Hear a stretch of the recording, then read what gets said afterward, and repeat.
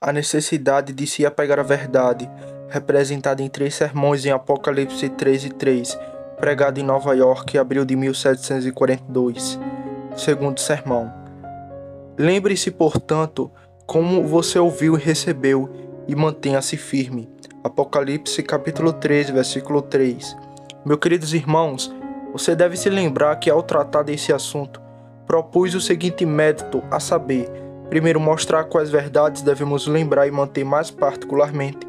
Segundo, mostre o que é suposto e implícito em nos lembrarmos dele e nos mantermos firmes nele. Terceiro, oferecer as razões pelas quais devemos nos lembrar dela e mantê-la firme, e então melhorar o todo. E de acordo com o método acima mencionado, eu não tinha ido mais longe no sermão anterior do que o primeiro cabeçalho do discurso, e ao tratar disso, a última verdade que mencionei foi a da redenção particular. A última objeção contra a mencionada verdade, então observada, foi que em muitos lugares das Escrituras é dito que Cristo morreu por todos. Em resposta a essa objeção, 2 detalhes foram então oferecidos, os quais não irei agora representar novamente, mas passarei a observar. Terceiro, que a palavra tudo não significa constantemente os singulares de cada tipo, somente os tipos de singularidades, conforme Romanos 14:2 e 12:31. Quarto, às vezes a palavra tudo significa apenas um número considerável. Assim, diz que todas as criaturas vão para a Arca de Noé, considerando que era apenas alguns de todos os tipos. E novamente somos informados de que todos os homens seguiram a Cristo, enquanto apenas alguns na Judéia. Também lemos sobre todo mundo sendo tributado no tempo de nosso Salvador, enquanto era apenas o Império Romano. Sim, a frase todo homem nem sempre é tomada em um sentido universal. Veja 1 Coríntios capítulo 4, versículo 5. Ali é dito que na vinda de nosso Senhor, então todo homem terá o louvor de Deus, ao passo que visa apenas todo homem bom. Se ainda for contestado que se diz frequentemente que Cristo morreu pelo mundo, João 1:29, e para o mundo inteiro, 1 João 12:2. A segunda resposta à objeção precedente pode, com alguma alteração, ser facilmente aplicada aqui, que por mundo devemos entender tudo que é contrário da igreja judaica e dos gentios, pela promessa de que ele deveria ser o herdeiro do mundo, Romanos 11, versículo 12. Agora, se a queda deles é a riqueza do mundo, e a diminuição deles é a riqueza dos gentios, quanto mais sua plenitude. De modo que o sentido dos lugares objetou é que Cristo não morreu apenas pelos judeus, mas pelos gentios. E de fato, esta doutrina do muro divisório sendo derrubada foi um tanto difícil para a igreja judaica receber a princípio, como aparece por Pedro na visão e defesa perante os irmãos em Jerusalém. E alguns objetam que lugar da Escritura, Hebreus 10:29, que ali é dito que Cristo morreu por eles, que pisou sobre os seus pés o sangue da aliança, pela qual eles foram santificados, e chamou isso de coisa profana. Resposta: a própria coisa fala, como pode alguém ser realmente santificado e ainda pisar o sangue da aliança e assim cometer o pecado imperdoável? Certamente, aquele que é nascido de Deus não pode pecar desta forma. 1 João capítulo 5, versículo 18. Mas pelo sangue da aliança pelo qual ele foi santificado, o apóstolo pretende o Filho de Deus, que ele mesmo sendo intérprete. Hebreus 2, versículo 10 ao 11. Alguns objetam os seguintes lugares das Escrituras, que diz que Cristo morreu por aqueles que perecem. 1 Coríntios 8, Romanos 14, versículo 15 ao 20. Resposta: o apóstolo, como aparece pelo contexto, nestes lugares preferidos, aconselha a evitar o uso de palavras indiferentes, coisas como carne e bebida, pelo menos para que nosso irmão se ofenda e peque, e assim, se possível, pereça. Ou pelo menos que nosso irmão, por quem em um julgamento de caridade Cristo morreu, deve pecar e perecer. E alguns objetam o seguinte lugar das Escrituras, 2 Pedro capítulo 2, versículo 1, onde se diz que Cristo morreu pelos falsos profetas que o negaram. Resposta: alguns aplicam isso a Deus Pai, porque a palavra de postes, que é traduzida como Senhor, nunca é aplicada ao nosso Salvador, mas a Deus Pai. E Lucas 22:29, Judas 4. Observa-se ainda que a palavra agora significa aqui não adquirir pelo preço do sangue, mas simplesmente adquirir. De modo que o sentido do lugar é que Deus Todo-Poderoso trouxe os falsos profetas pela pregação da palavra, para a comunhão externa da igreja, na qual eles reconheceram Deus como seu Senhor e governador. Outros aplicam sobre ele, a este lugar, a Cristo, que oferecem estribilho sobre ele. Que Cristo pode ser dito em algum sentido para comprar até mesmo aqueles que perecem, na medida em que desfrutam da tolerância de Deus e de muitos outros benefícios temporais e espirituais pela morte de Cristo. Por um esforço sincero para melhorar, eles podem ter muito conforto neste mundo. Muitos pecados podem ser evitados aqui e em suas misérias diminuídas na próxima vida. Outros colocam este sentido no lugar que alguns negaram o Senhor Cristo, por quem ele morreu em julgamento de caridade. O Dr. Whitman acusa o seguinte absurdo sobre a redenção particular, que é inconsistente com o mandamento acreditar na salvação da alma. Resposta: esta objeção é baseada em uma falsa noção de fé, como se ela consistisse em uma crença de que Cristo morreu por nós em particular, o que já foi refutado. Todos a quem o Evangelho chega são obrigados a crer em Cristo, isto é, receber por uma fé viva. Isso sendo feito, e não antes, eles são obrigados, portanto, a concluir que Cristo morreu por eles. Há alguns que imaginam que a doutrina da redenção particular é inconsistente com a pregação do Evangelho, que se chama Porta da Esperança, Dia da Graça, que é uma mera zombaria dos pecadores oferecer a salvação a ele neste plano. E eu vou implorar licença para oferecer a soma da resposta do Dr. Ridgley, aqui seja considerado por um dia de graça. Primeiro, que não pretendemos por meio desta tal dispensação na qual todos os homens possam se arrepender e crer, e assim obter a salvação por seu próprio poder. Isso seria atribuir ao homem o que é peculiar a Deus, nem que Deus dará graça especial a todos os que sentam sobre o Evangelho. Quanto à esperança do Evangelho, não podemos entender nada mais por meio disso, mas que todos sem distinção são ordenados e encorajados a esperar em Deus, em seus meios de graça instituídos, com a perventura de que ele será gracioso, sendo esta a maneira comum pela qual ele trabalha a graça. E se houver alguma convicção de pecado, isso dá mais base para a esperança. Segundo, quanto à pregação do Evangelho, a doutrina da redenção particular não impede que Cristo seja oferecido ao principal dos pecadores, e a proclamação da graça seja tomada pública, a todos sem distinção. Isso aparecerá se considerarmos o que é feito quando Cristo é oferecido aos pecadores. Aqui seja observado.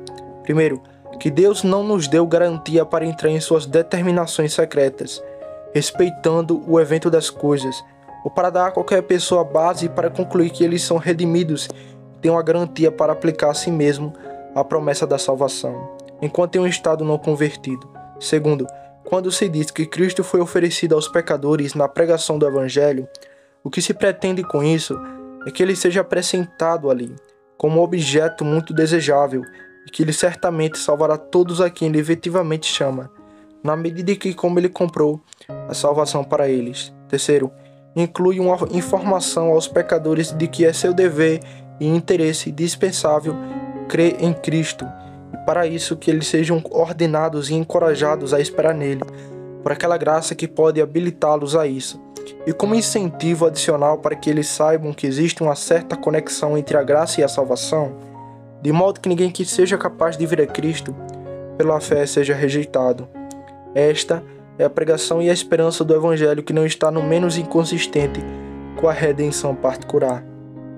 Quanto ao método de pregar o Evangelho, do qual alguns entusiastas modernos são culpados, ou seja, usando meios para curar e confortar, falando muito sobre os sofrimentos de Cristo e seu amor, antes de tentarem convencer do pecado e do perigo pela lei, servem apenas para divertir os ignorantes e inconsiderados, e impedir sua conversão a Deus, pelas operações naturais e infantil de suas paixões, movidas por expressões suaves, das quais eles tendem a depender da sala disso.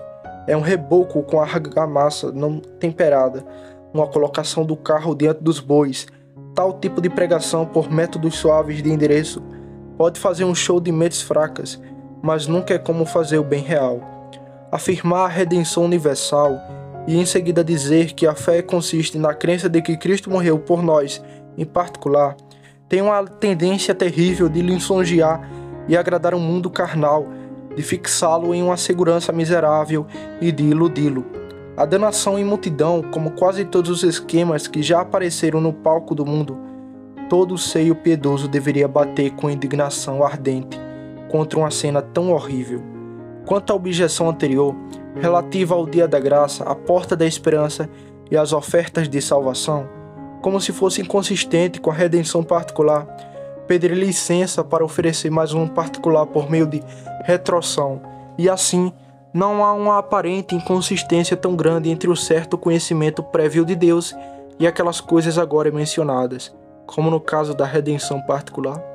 Se os jesuítas, americanos e arminianos, remonstrantes e moraivos não reconhecem a presciência infinita e certa de Deus, eles não negam de fato o seu ser, pois se seu ser e seu conhecimento não são o mesmo, mas se eles o possuem, reconciliam-no com o dia da graça, ofertas de misericórdia e etc.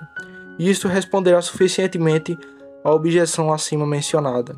E posso acrescentar o que foi observado antes, que muitos dos filhos de Deus conhecem a falsidade da redenção universal, por sua própria experiência, sendo às vezes tornados sensatos através da operação do abençoado Deus, do espírito da doçura transcendente e da graça distintiva. E aquilo que desperta o mau humor e o rancor de muitos homens naturais, por causa de sua cegueira, orgulho e egoísmo, o fato de Deus escolher alguns e passar por outros transporta suas almas com humilde admiração, amor e gratidão, e nisso eles imitam seu querido Senhor. É um espetáculo triste ver alguém se tornar indiferente, e indiferente sobre esta preciosa verdade, que foi selada em suas almas pelo Espírito Santo, por causa das belas apareações de alguns estranhos errantes. Falar em manter a eleição particular e a redenção universal juntas é um absurdo em um jardim. Conciliá-los é tão impossível quanto fazer uma corda de areia. Se esta é a simplicidade moraiva, acreditar em tolices e contradições, que o bom Deus livre minha alma de seus detestáveis mistérios. Lembrem-se, portanto, de como ouviram e receberam meus queridos irmãos, e mantenham firme esta preciosa e valiosa verdade da redenção particular contra todos os falsos apóstolos e espíritos sedutores até a sua morte. É contrário à minha brevidade pretendida falar mais sobre este assunto.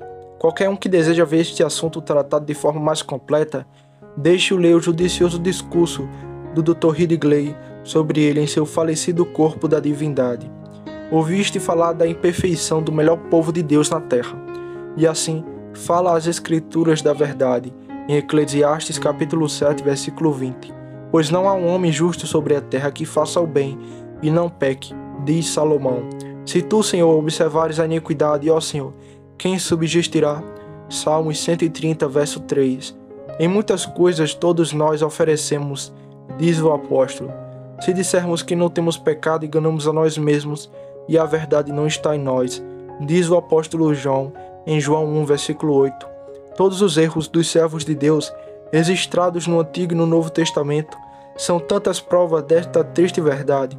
Veja os exemplos de Abraão, o equívoco de Ló, a incredulidade e a mentira de Sara, a embriaguez de Noé e a impureza incestuosa, mundanismo e más maneiras de Ló, ao escolher o país mais fértil, antes que a pessoa mais honrosa, que é Abraão, tivesse sua escolha, e o engano de Jacó na questão da primogenitura e a crueldade de um número dos patriarcas na questão de Siquém. Moisés, sua incredulidade e murmúrio nas águas do Meribá, a impaciência de Jó e a maldição do dia de seu nascimento, a queda de Jeremias nas mesmas iniquidades, o murmúrio de Elias sobre a árvore de Zimbo, assassinato e adultério de Davi, a impureza e idolatria de Salomão, orgulho e impenitência de Jonas no caso de Nínive, a negação de Pérter de seu mestre com maldição e equívoco, e o abençoado apóstolo Paulo não se chama um homem miserável por causa de suas corrupções internas, Romanos capítulo 7. E de fato, a sabedoria de Deus aparece em sofrer corrupções para infestar seu povo, e neste estado militante, como os amorreus e outras nações pagãs fizeram com seu povo Israel, que eram como aguilhões em seus lados e espinhos em seus olhos, pois por este meio é apresentada uma ocasião necessária para o exercício de suas várias graças, e por meio disso eles têm ocasiões contínuas para mais profunda humilhação e o mais doloroso trabalho. Por meio disso, sua estima por Cristo é elevada e sua autodeficiência é aumentada, e por meio disso suas afeições são gradualmente desmamadas e das coisas do tempo e colocadas em coisas mais adequadas, e prazeres nobres, imorrédios, invariáveis e satisfatórios.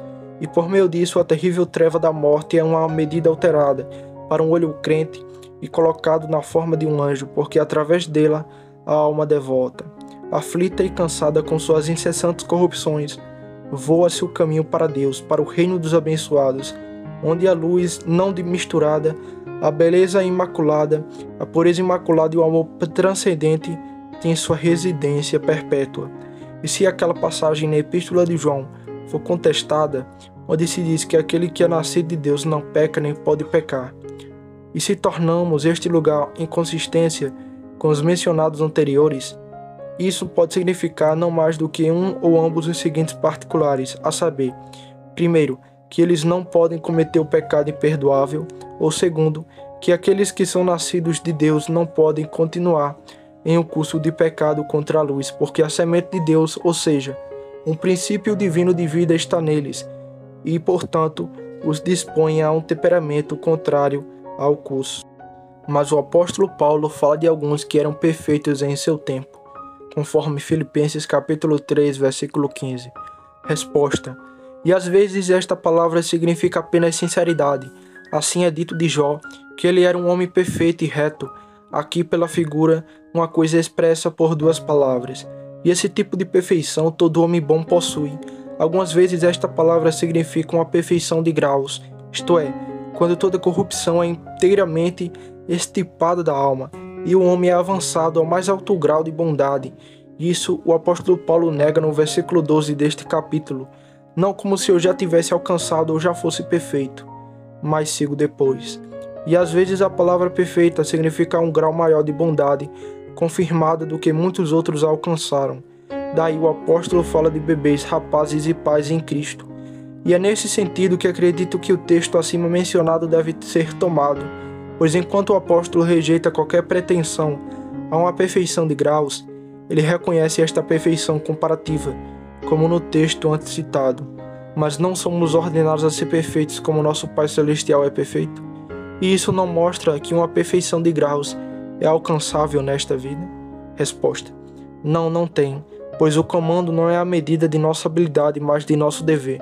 O Deus abençoado de fato deu ao nosso primeiro pais e a nós neles, antes da quebra do pacto de obras, uma habilidade para fazer o que era requerido de nós, mas eles perderam isso para si mesmos, por transgressão.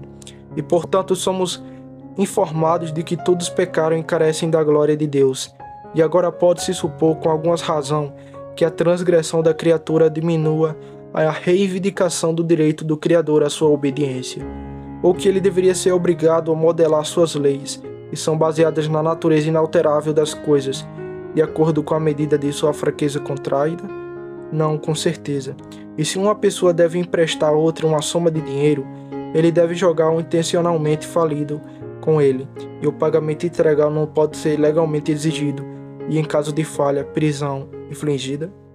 Mas embora não possamos atingir uma perfeição absoluta e pessoal, por meio da assistência divina, podemos obter gradual avanços na graça e santidade, e assim maior proximidade com ela, e isso não é um incentivo suficiente ao trabalho religioso? E através da fé no Redentor podemos obter uma perfeição imputada absoluta. Portanto, diz que os crentes são completos nele, e que ele é feito para eles sabedoria, justiça, santificação e redenção. Nossa insistência na imperfeição dos santos em discurso público, em vez de ser um incentivo à impiedade, é um forte incentivo à santidade, pois serve para preservar a esperança, que é a fonte do movimento e a fonte da ação, no seio das pessoas graciosas que são profundamente sensíveis aos seus defeitos, e aqueles queridos enluziados em Sião, que estão prontos para serem desencorajados às vezes, por causa da visão e sentido que eles têm de suas corrupções. Por isso eles às vezes rejeitam seu estado e dizem para si mesmos: pode ser possível que tal corrupção possa consistir na graça de Deus? Ou já se existiu na terra uma criatura brutal e monstruosa como eu?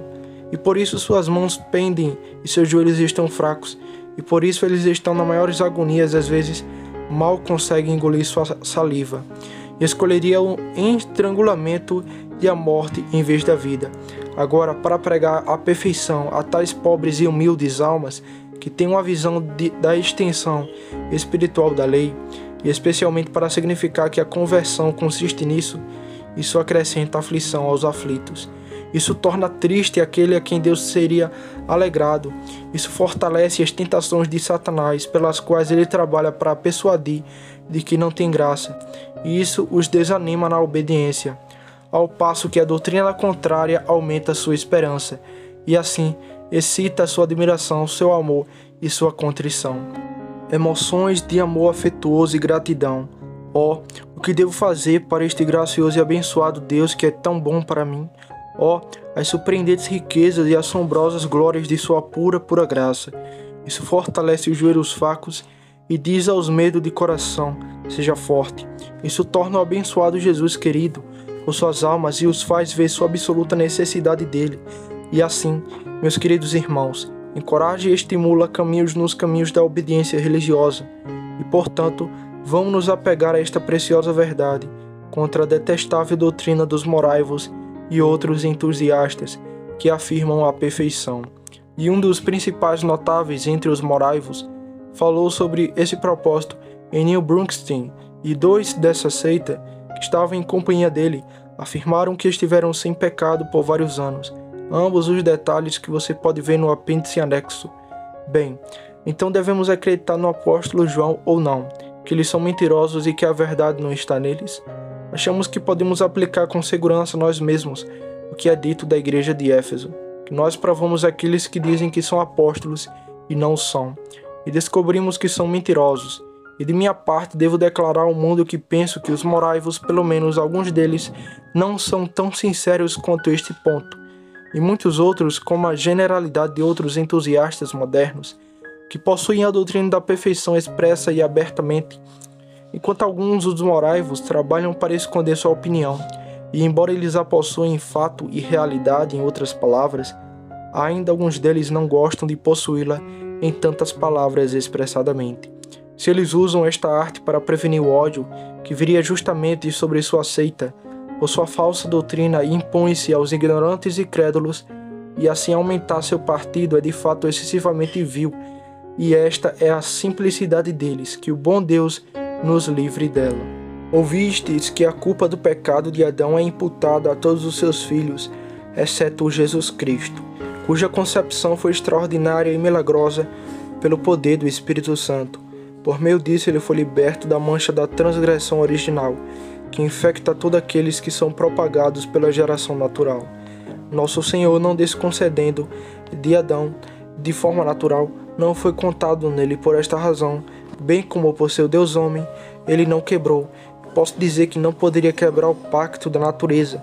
Se ele tivesse quebrado o primeiro convênio, não poderia ser o cabeça do segundo. E nosso Senhor nasceu não em virtude daquela bênção primitiva. Gênesis 1:28. Cresça e multiplique, mas em virtude dessa promessa graciosa. Porém, inimizade entre ti e a mulher, e entre a tua semente e a semente dela, e ela te ferirá a cabeça e tu lhe ferirás o calcanhar. Agora que o pecado de Adão em comer o fruto proibido é imputado à sua posteridade, é evidente nos seguintes lugares das Escrituras: Romanos 5, Romanos 2, 4, Romanos 15, 16 ao 19. E portanto, como por um homem o pecado entrou no mundo, e a morte pelo pecado, e assim a morte passou sobre todos os homens, porque todos pecaram. No entanto, a morte reinou de Adão a Moisés, mesmo sobre aqueles que não pecaram, segundo a semelhança da transgressão de Adão, que é a figura daqueles que haviam de vir. E pela ofensa de um julgamento, veio sobre todos os homens para a condenação, e era por natureza filhos da ira, assim como os outros. De onde é que os judeus e gentios deveriam ser, por natureza, filhos da ira, ou ter ira por herança, se não houvesse culpa natural e incomum? Não há uma clara diferença entre natureza e prática? E tudo o que a lei diz, diz aos que estão sobre a lei, que toda boca pode ser fechada e o mundo inteiro se torna culpado diante de Deus. Romanos 13:19. Agora, se os judeus e gentios, por sua natureza, são filhos da ira, e se todo mundo está sobre a lei culpado diante de Deus, Enquanto em estado de natureza, então as crianças são culpadas de pecado original, antes de serem capazes de cometer o pecado real, pois eles têm a natureza humana e são uma parte do mundo. E de fato, isso parece mais evidente de sua sujeição à morte, que o apóstolo representa como o salário do pecado e trazido ao mundo por meio disso. E o fundamento da imputação da culpa de Adão para nós não está tanto na natureza que derivamos dele. Ele não poderia comunicar algo melhor do que tinha, como na aliança feita com ele e sua posteridade depois dele, da qual temos um relato nos seguintes lugares das Escrituras, Gênesis 2, versículos 16 ao 17. Nesta aliança, o grande Deus contrata com sua criatura, como com um grande servo por meio do império soberano, prescrevendo a eles os termos que ele quisesse. E na ameaça de morte em caso de desobediência, está indubitavelmente implícita uma promessa de vida em caso de obediência, e portanto é expressadamente chamado de pacto. Mas eles, como Adão, transgrediram a aliança, que toda a posteridade de Adão estava envolvida em sua culpa, em comer do fruto proibido e nas misérias consequentes disso, e está escrito como um raio de sol naquela famosa escritura, Romanos 5, versículo 12 ao 19. Ali se diz que a morte passa sobre todos, e isso porque todos pecaram. Agora não pode ser suposto pela razão que eles poderiam pecar real e pessoalmente antes de terem um ser, portanto deve ser por imputação. E a experiência universal de toda a posteridade de Adão não proclama em alta voz a verdade mencionada? Se sua transgressão não foi imputada a eles, de onde deveria surgir sua propensão ou inclinação inicial ao vício, antes que eles tivessem tempo para contraí-lo pela prática e pelo exemplo? Pode um córrego fluir sem uma fonte, um galho crescer sem uma árvore? Como é que crianças ternas, antes de se tornarem capazes de ofensas reais, devem ser expostas à própria morte, em sua forma mais endiorda, e a todas aquelas doenças que são as portadoras dela? O juiz de toda a terra não fará o certo? O Deus justo infligirá a pena capital onde não houver transgressão imputada ou inerente? O Todo-Poderoso aflige voluntariamente ou entristece os filhos dos homens? Não, com certeza. O salário do pecado deve ser pago sem qualquer relação com o trabalho. Sim, o apóstolo afirma em 1 Coríntios capítulo 15, versículo 22, que em Adão todos morrem.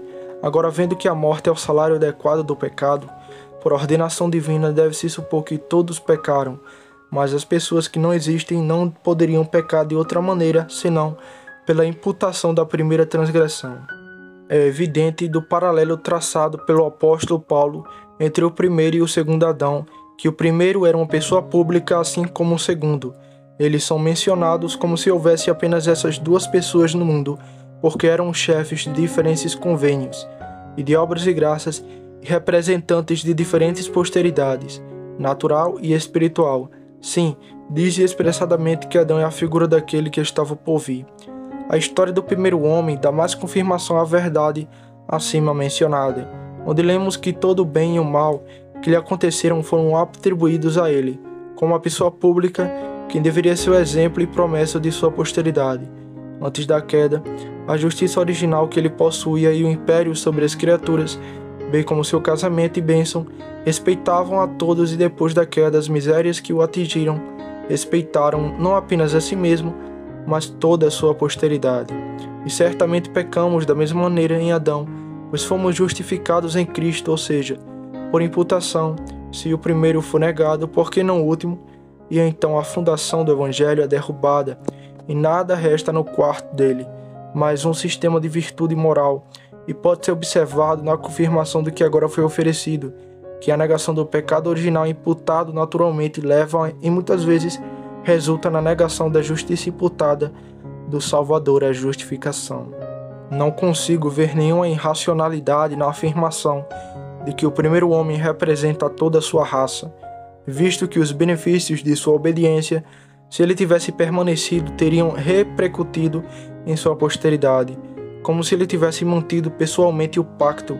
Agora, por uma paridade de razão, é justo que ele seja exposto às desvantagens de sua queda, e a situação da humanidade em ter um representante comum era melhor do que se cada homem se posicionasse por si mesmo, cabeça por cabeça, o que se aparece assim.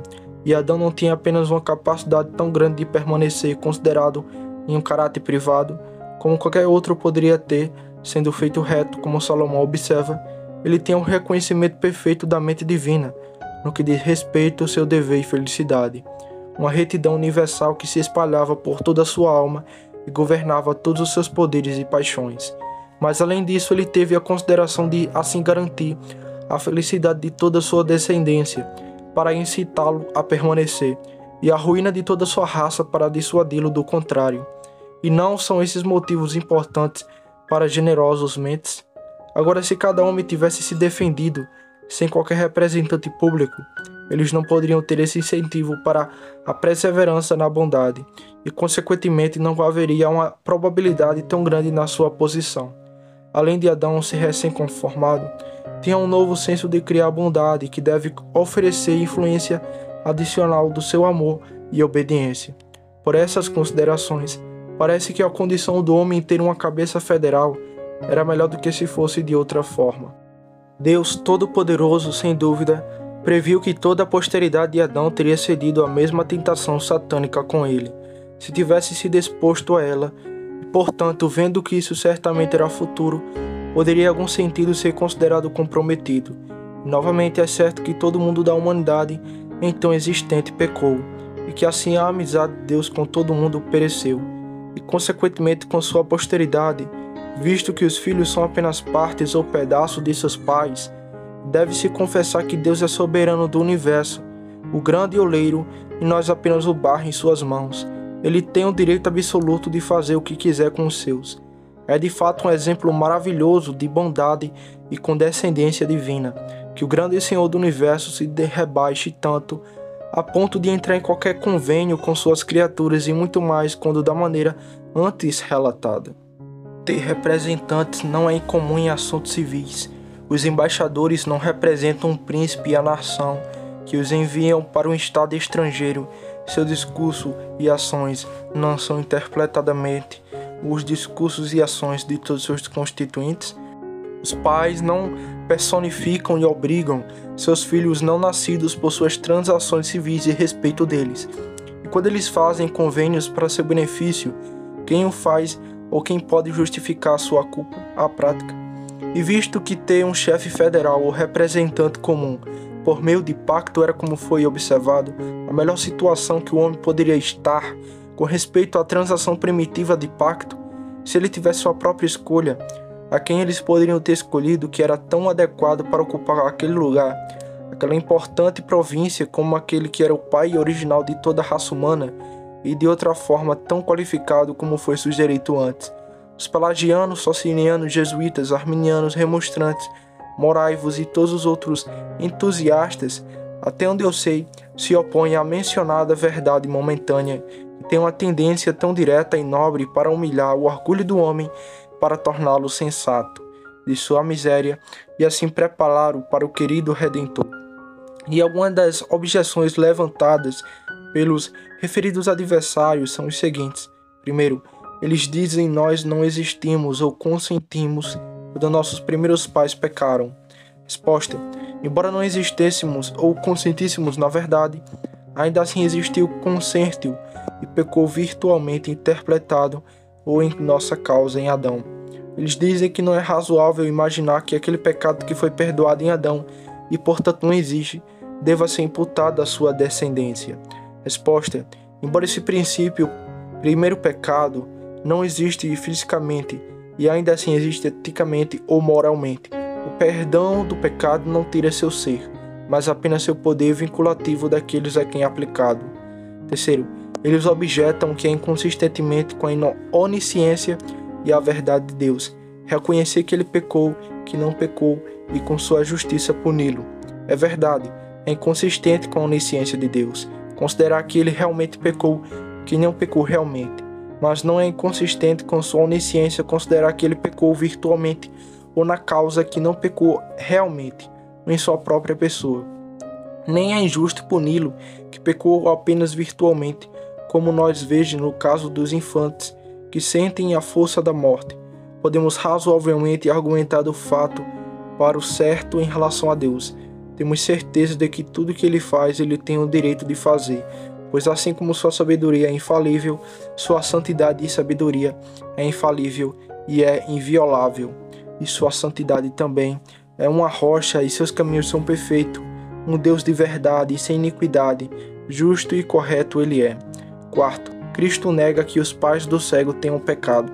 Resposta: isso não pertence mais do que isso, que nem o pecado dele nem o de seus pais foram a causa que levou a essa calamidade específica e precisa, com a qual ele foi afligido, mas que o principal desígnio disso era que as obras de Deus pudessem ser manifestas nele.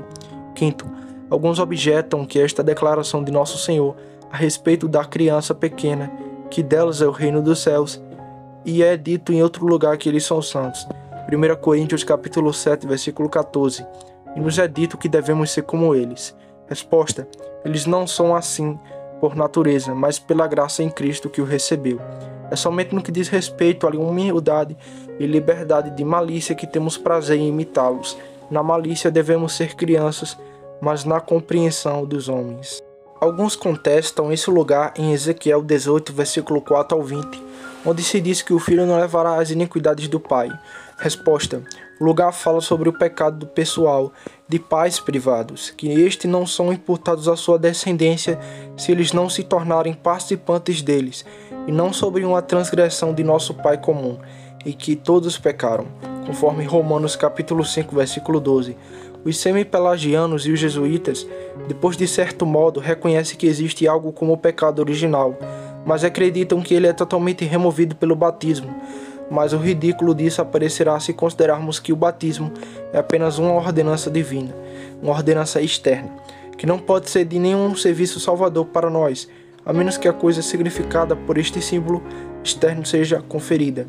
Assim fala o apóstolo em Gálatas 6, versículo 15, que nem a circuncisão vale coisa alguma, nem a incircuncisão, mas a nova criatura.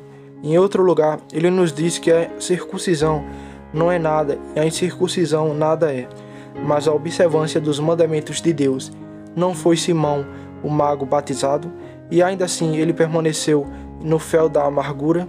É uma coisa vã para alguém depender de palavra mentirosa, dizendo: o templo do Senhor são estes, pois sem conversão não há salvação. Os arminianos e os moraivos imaginam que a culpa do pecado original é tirada de todo, e pela morte de Cristo, e alguns, para a prova disso, cita este lugar da Escritura. João 1, 29. Eis o Cordeiro de Deus que tira o pecado do mundo. Resposta: é verdade. Jesus Cristo tira o pecado do mundo por seu sangue, ele remove sua culpa, e por seu Espírito esse seu domínio. Mas não é contrário à Escritura e à razão imaginar que a culpa deve ser retirada antes da fé, ou que a culpa do pecado deve ser removida e seu poder permanecer. Certamente aqueles que são justificados também são chamados. Ou o que a culpa do pecado original deve ser removida e a do pecado autuar e permanecer. Não somos informados de que o sangue de Cristo purifica de todo o pecado.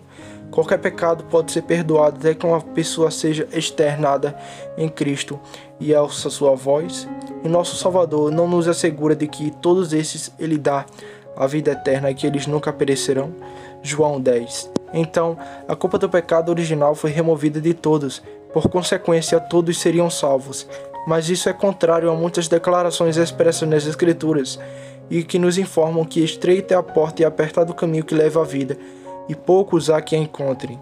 Dizer que a culpa do pecado original foi removida e que a culpa do pecado atual permanece, está em vigor para dizer que uma pessoa é ao mesmo tempo meio justificada e meio condenada.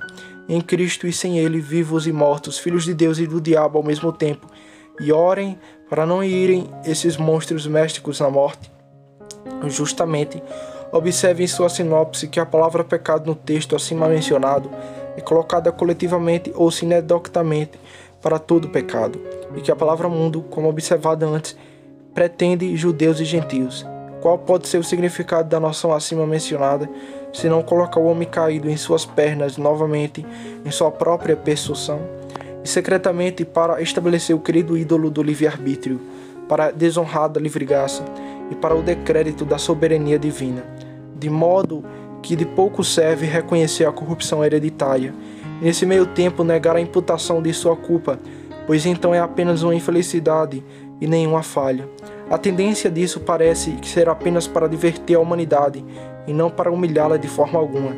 As pessoas tendem a se apaixonar mais facilmente por esse tipo de pessoa, enquanto eles expressam em fortes remos a corrupção da natureza. Pode-se pensar que eles são sólidos quanto à doutrina do pecado original. Foi assim imposto a mim mesmo por um dos notáveis entre os moraivos por um tempo, até que eu procurei mais de perto e então o encontrei tarde.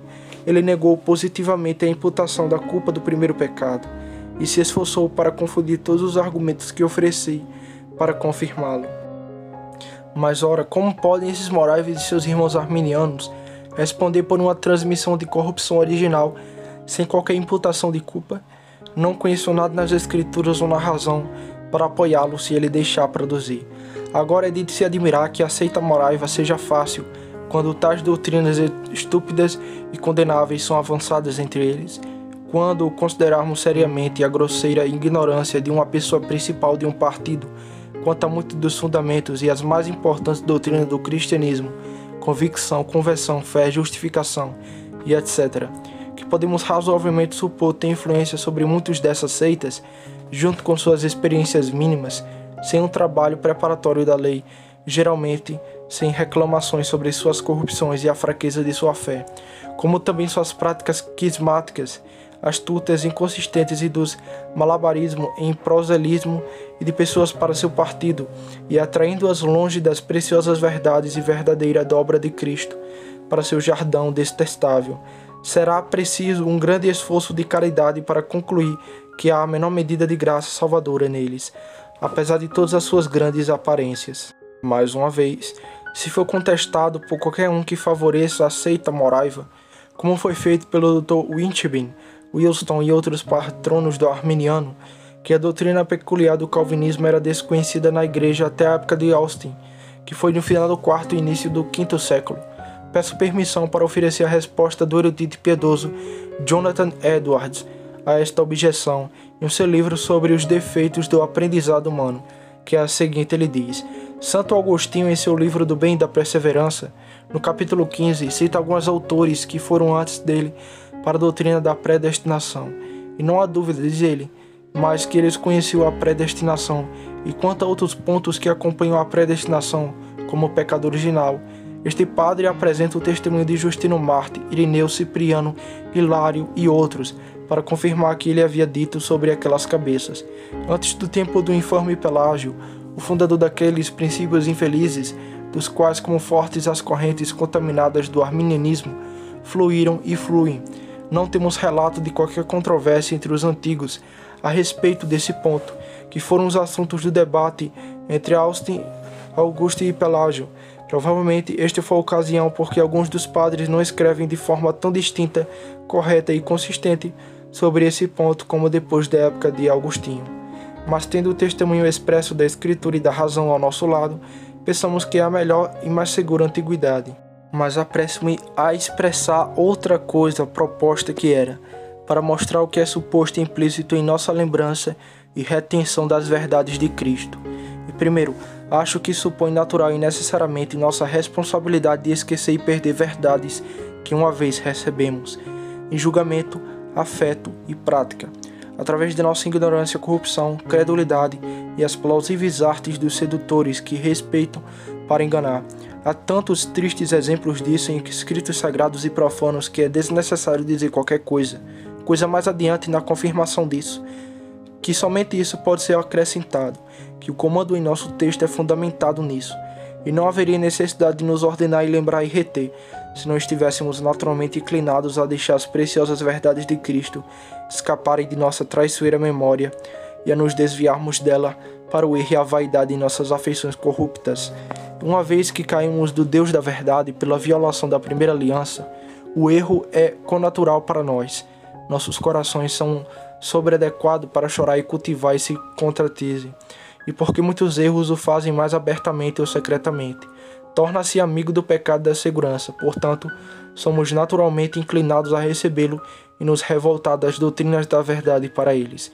E além disso, o diabo, que é o pai das mentiras e erros, tem em nosso estado caído um acesso infeliz a nossas almas, e se permitido pode facilmente representar as coisas sobre uma luz tão falsa que levanta um preconceito em nossas mentes contra a verdade, e assim coloca em risco nossa apostasia. Portanto, Satanás é justamente chamado de espírito do erro, um espírito sedutor. Segundo, o comando em nosso texto supõe as perigosas consequências de esquecer a verdade e deixá-la aí, caso contrário, o dever contrário não estaria ali, com tanta seriedade e pressionada. E quando o olho do corpo está cego, a pessoa caminha em perigo contínuo e não sabe para onde vai. As pessoas podem ser levadas a qualquer lugar para o seu dano. Eles podem ser conduzidos ao contrário de sua perspectiva, ao acompanhamento de seus inimigos, em vez de amigos como os sírios a Damasco. E quanto mais terrível é quando o olho da alma está cego, quero dizer, aquele poder líder, o entendimento, quando falsos mestres com seus encantos, escantadores e artes de malabarismo cegam as mentes dos homens. Eles podem então triunfar sobre eles, como os filisteus sobre o pobre Sansão, quando arrancaram seus olhos. Assim como a verdade tem grande poder para excitar a santidade, assim também o erro para o pecado, aberto ou secreto do coração ou da prática. Com estranhamente, ele exalta a mente com orgulho, em respeito das próprias concessões dos homens, e a possui com preconceito contra os filhos da verdade. O erro desconforma a mente com o Deus da verdade. Muitas vezes transforma o zelo em um canal errado e separa os principais amigos. Por este meio, igrejas e famílias são despedaçadas com brechas largas como o mar. Algumas pessoas, do outro modo valiosas, sendo envenenadas pelo erro, tornaram seus negócios derrubar com grande industriosidade aquele bem que uma vez trabalharam para construir. O erro na mente é a fonte da qual brota o erro na prática, e de fato o primeiro é geralmente mais difícil de curar do que o último, porque as pessoas têm mais desculpas para dar um do que para o outro. Erros de opinião não são tão fáceis de serem discernidos como na prática. Terceiro, o comando em nosso texto implica que existem meios apropriados a serem usados para prevenir o referido mal e a perda resultante dele. Caso contrário, a que propósito valioso o comando residiria? Agora, os meios são como estes a seguir. Humildade. O Deus da verdade habita com os humildes, considerando que o orgulho espiritual é frequentemente o precursor de uma queda na doutrina ou na prática, e de fato esse orgulho às vezes é muito disfarçado com um tipo de zelo e aparência de humildade, que talvez não seja discernido pela pessoa que a possui, mas em minha opinião, uma disposição para se separar de uma igreja verdadeira, porque muitos de seus membros não são convertidos e alguns estão mortos, é um sinal de um espírito orgulhoso. Os fariseus do passado não eram orgulhosos separatistas? Nosso Senhor permite que o trigo e o joio cresçam juntos até a colheita, mas alguns zelotes imprudentes são para separá-lo ou arrancá-los diretamente, embora assim eles ponham em risco a segurança do trigo. Também é uma instância de orgulho desprezar e menosprezar ministros ou pessoas que não são convertidas ou deveria ser. Não é a linguagem de tal prática como o profeta Isaías a descreve. Afaste-se, pois sou mais santo do que você. Qualquer um que não seja convertido é objeto de piedade, e não de desprezo. Nem nossa opinião sobre os estados internos dos homens, que é uma coisa incerta, dissolve nossa obrigação de expressar essa honra, que é devida de suas diferentes posições. Mas, ao contrário, aqueles que andam humildemente andam seguros e ninguém além deles. Segundo, trabalho diligente, lendo as Escrituras, meditando sobre elas, comparando a Escritura com a Escritura e ouvindo a palavra pregada, a fim de entender as verdades de Cristo mais completamente e em sua conexão. Também é extremamente necessário estar bem familiarizado com os catecismos das igrejas reformadas, que fornecem uma visão resumida dos princípios da religião, e com aqueles livros aprovados que o explicam. Em particular, eu sinceramente recomendaria a sua leitura, a explicação do Catecismo da Assembleia do Senhor Vicente, que é uma performance preciosa e valiosa. E aqui devo pedir licença para observar que a prática de ficar em casa, em vez de ouvir tais ministros, como alguns julgam não convertidos, é antibíblica e de perigo. Tendência, pois depende de todo o peso da adoração pública de Deus sobre o incerto julgamento dos homens. Embora os ministros não convertidos provavelmente não façam tanto bem quanto os outros, ainda assim, vendo que muitos deles sem dúvida pregam a mesma palavra de Deus que outros pregam, porque não pode o Deus soberano que permite que eles, por sua providência, entrem no ministério, abençoar sua palavra entregue por eles para o bem da humanidade? E além disso, a referida prática de ficar em casa abre uma porta para a ilusão de falsos mestres, bem para confusões e cisma na igreja de Deus. As pessoas são naturalmente inclinadas a exagerar em relação aos ministros, seja para não fazer nenhuma diferença ou para ganhar demais. Certamente a doença de Corinto é perigosa. Quando um diz que é de Paulo, outro é de Apolo. Certamente os ministros não devem ser menosprezados e nem idolatrados. Devo declarar ao mundo que temos os cismas e separações na Igreja de Deus, por causa do punho sombrio que é dado aos sedutores, para promover seus princípios errôneos, e também por causa da desonra que aqui é lançada sobre o nome Caminhos e Pessoas de Deus. E por meio disso, homens perversos são fortalecidos em seu preconceito contra a religião. E por esse meio, os professores são desviados da promoção da obra de Deus para controvérsia pessoal, insignificante e sem importância. Portanto, quando o caso acontece, as pessoas estão insatisfeitas com seu ministro e não podem obter edificação por seus ministérios. E após longos e imparciais trabalhos para esse fim, parece mais aconselhável para eles, humilde e pacificamente, procurar obter um assistente com ele, e se o local for capaz de suportar 2, mas se não, para pedir permissão ao seu pastor e outros oficiais da igreja, para ir onde eles são mais edificados nesse meio tempo, deixando de lado todas as censuras precipitadas. E os ministros também, por causa da paz, não deveriam negar-se a si mesmo e consentir com as propostas razoáveis de seu povo, acenando com todas as reflexões exasperantes sobre seu povo insatisfeito, e mais especialmente em suas apresentações públicas. Que o Deus da paz nos incline a estudar e buscar as coisas que são para a paz. Significa que é uma súplica humilde e importuna ao Deus Todo-Poderoso, o Deus da verdade, para instrução no conhecimento da verdade e estabelecimento nela, e isso sobre um profundo senso de nossa ignorância e tolice. Se algum homem carece da sabedoria, peça a Deus, que dá liberalmente e não censura. É com expectativas crentes que devemos pedir essas bênçãos de Deus.